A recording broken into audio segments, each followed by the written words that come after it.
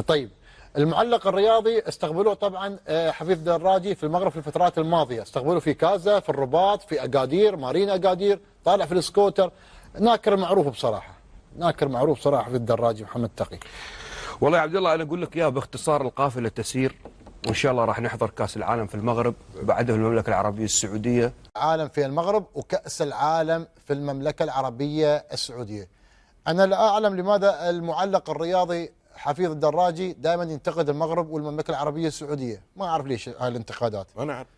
ايه نتكلم عنه، بس ليش ينتقد حفيظ الدراجي دائما المغرب ويروح يرجع المغرب ويروح يرجع السعوديه؟ ليش الانتقادات؟ ما اعرف والله شو السبب. لانهم ناجحين، هو مش ناجح. حبيبي مشاهدي الكرام،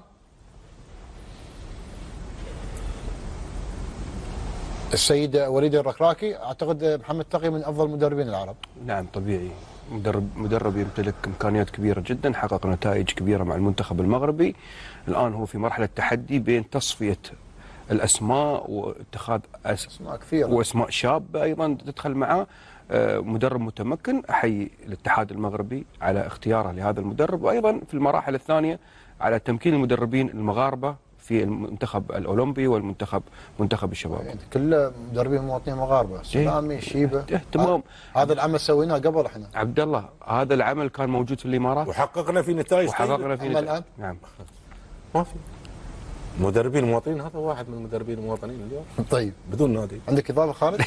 شوف، بلا شك عبد الله المدرب وليد الركراكي اليوم من ضمن منظومه فعاله ويعملون بشكل مميز، خاصه الاخوان في المغرب. انا اتوقع ان اليوم هو عنده تحدي كبير. اليوم الكم الهائل اللي موجودين من النجوم المغاربه اللي موجودين سواء كانوا في الدوري او خارجيا العالميين، يعطيه يعني شويه صعوبه في اختيار اللاعب المناسب، لكن انا اتوقع هو قادر. وشفنا نتائج الفتره الاخيره، ونتمنى التوفيق للكره المغربيه وللمدرب وليد الركراكي. طيب نشوف الصوره اللي بعدها مشاهدي الكرام. الله يستر. الله يعين الوداد، الله يعين الوداد في المباراه المقبله امام صن داونز. هذا الحكم عليه سوابق كثيره واكثر من علامه استفهام. الوداد بيلعب ضد صن داونز وبيلعب ضد الحكم اعتقد. هاي وجهه نظري الشخصيه، الله اعلم يعني.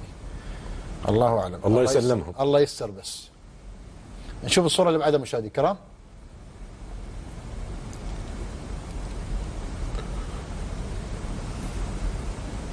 كذلك طبعا سوابق كبيره وكثيره تتكرر. خالد العوضي كذلك مع فريق الوداد، والان موجود امام صن داونز.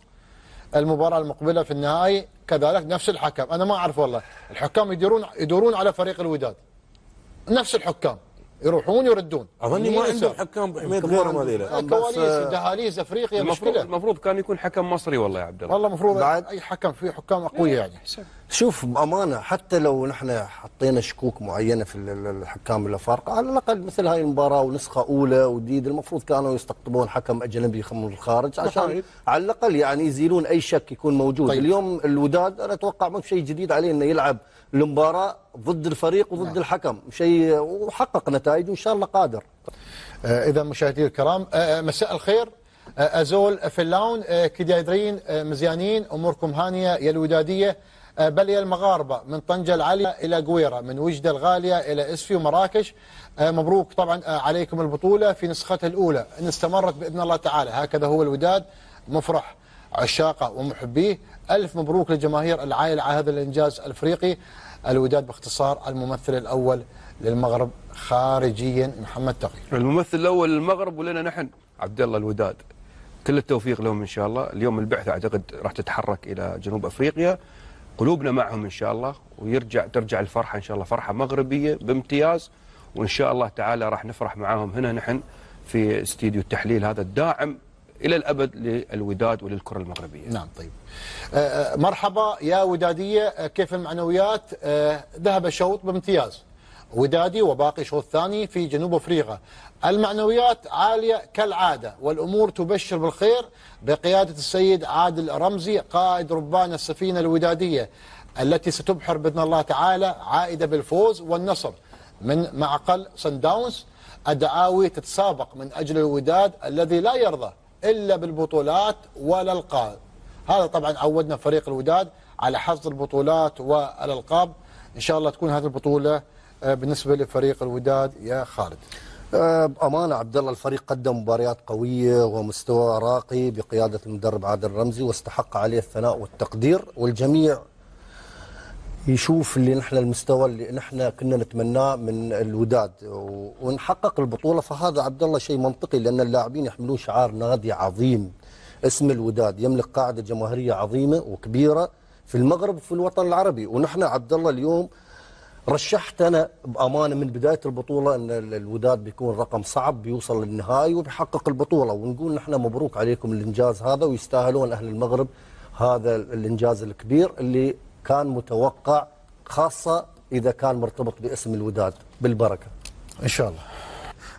محمد تقي، عندما يفوز فريق الوداد تعم الفرحة للمغرب.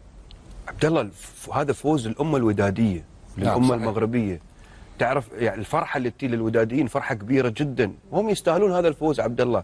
لذلك الفرحة هذه، الفرحة المغربية، فرحة تمثلنا كلنا. فوز المغرب، فوز الوداد، هذه كلها تعتبر من مشاعر الجياشة اللي نحب فيها أهل المغرب، وخاصة فريق نادي الوداد. الله يوفقهم إن شاء الله ويكتب لهم الخير ويرجعون بالكاس إن شاء الله. طيب، عندما نتكلم عن الدوري المصري ومقارنته مع الدوري المغربي، دائما نقارن المغربي بالمصري. ليش؟ لأنه من أقوى الدوريات في الوطن العربي. الدوري المصري دوري ممل، دوري مؤسسات، دوري شركات، دوري تربيطات وعلاقات ومحسوبيات فقط، هذا اللي نشوفه. دوري أندية تأخذ بعض اللاعبين وتترك الأندية الثانية بدون لاعبين. روح شوف الدوري المغربي، شوف الأندية والقوة التنافسية بين الفرق كلها في المغرب. شوف حسين الأكادير، اتحاد طنجة، الوداد، المغربي الفاسي، الرجاء، نهضة البركان، كلهم عكس، وكل بطولات مشاركات خارجية. نعم كلهم العمل واضح في المغرب عكس عمل مصر. واضح، ممنهج، جبار.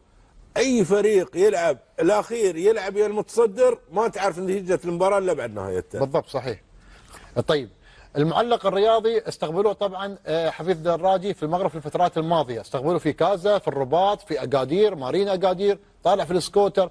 ناكر المعروف بصراحه، ناكر المعروف ابدا. ردك قاسي على المغاربه رغم استقبالك، وشربت عندهم الحليب والتمر وخدت ما شاء الله الاسواق، لفيت الاسواق وما خليت اي مكان، وجاي الان تنتقد المغرب للاسف الشديد. ناكر معروف صراحه في الدراجي محمد تقي. والله يا عبد الله انا اقول لك يا باختصار، القافله تسير، وان شاء الله راح نحضر كاس العالم في المغرب، بعده في المملكه العربيه السعوديه. وانا رسالتي ان المغرب والمملكه العربيه السعوديه بقيادتها وبشعوبها لا ينظرون الى انسان ناكر للجميل والمعروف. صحيح. ليس فقط للمغرب وللمملكه العربيه السعوديه، بل للامه العربيه اللي عايش فيها. بالضبط. اعتقد له اجندات خارجه التعدي والاساءه وقله الادب اللي قاعدين نشوفها، لكن العتب ليس عليه، العتب على القناه التي الى الان وضعت هذا الانسان في هذا المكان السيء. لذلك انا اعتقد توجهات الكره او توجهات الدول العربيه واضحه، احترام، تقدير، انتقاد بناء، وليست الاساءات. صحيح. كل التوفيق للمغرب إن شاء الله، وبرجالها وبقيادتها الرشيده ولي عهد الامين. كذلك السعوديه. كل التوفيق ايضا للمملكه العربيه السعوديه بالضبط. بقيادتها، ونحن راح نحضر ان شاء الله، إن شاء الله. وخليه يجلس في بيته ان شاء الله. عالم في المغرب وكأس العالم في المملكة العربية السعودية. أنا لا أعلم لماذا المعلق الرياضي حفيظ الدراجي دائما ينتقد المغرب والمملكة العربية السعودية. ما أعرف ليش هاي الانتقادات. انا عارف. إيه، نتكلم عنه، بس ليش ينتقد حفيظ الدراجي دائما المغرب ويروح يرجع المغرب ويروح يرجع السعودية؟ ليش الانتقادات؟ ما أعرف والله شو السبب. لأنهم ناجحين، هو مش ناجح حفيظ الدراجي. لا مش بس هذا، شخصنه يدخل امور سياسيه في امور رياضيه. حفيظ الدراجي هذا هو الواقع، يدخل امور سياسيه في امور رياضيه للأسف. شخصنة حزبية، أمور أخرى. وهذه الأمور مفترض أن واحد من مثله رجل له في معلق يعني رياضي. نعم، له في الرياضة باع طويل، المفترض أنه يبعد من هذا الأمر. اسم ولك جمهور ولك متابعين لا خسر ولك جمهوره. محبين. انت اليوم لما تشخصن الامور بهاي الطريقه وتبعد نفسك عن المجال الرئيسي اللي انت فيه، وتدخل نفسك في امور حزبيه مثل ما قال وامور كذا، وتنتقص من بالضبط. كابتن عادل هو قال في البداية المغرب ما بياخذونه، وخذوا الحين كاس العالم هم اسبانيا وكذا. قال هو عنده السعودية مشكلة مع المغرب على فكرة. قال السعودية 48 فريق، كاس العالم 34، وهم صعب انهم يسوونه، بيعطونا اكثر من دولة. كاس العالم لو كان 60. نعم والله اكثر من دولة، وخذوه وبروحهم. فيعني لا هو قاحم نفسه طالع. لا القافله تسير، القافله تسير. هو ما عنده، هو بالاساس ما عنده سالفه. القافله تسير المغرب والسعوديه اكبر عنه بكثير يعني. اكيد.